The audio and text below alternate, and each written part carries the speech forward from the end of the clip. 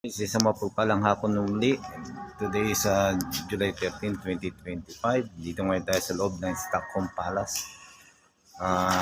Hindi nga lang tayo makapasok sa loob kasi nga may practice sila sa loob kaya hindi natin makita. Dito lang tayo sa pinakabungad.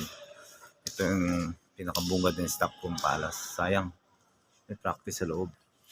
Hindi natin mapasok yung buong Royal Palace ng Stockholm. Bigyan sa labas, lalabas tayo. Ayun, nakasarado kasi may practice sila ngayon.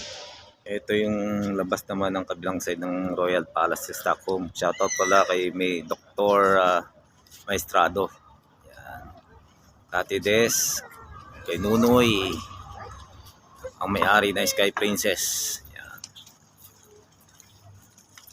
Ayun yung simbahan, papasukin natin. May kaso sarado ata. Tignan natin makapasok tayo sa simbahan.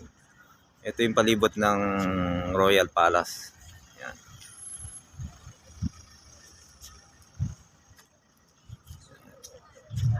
Guys.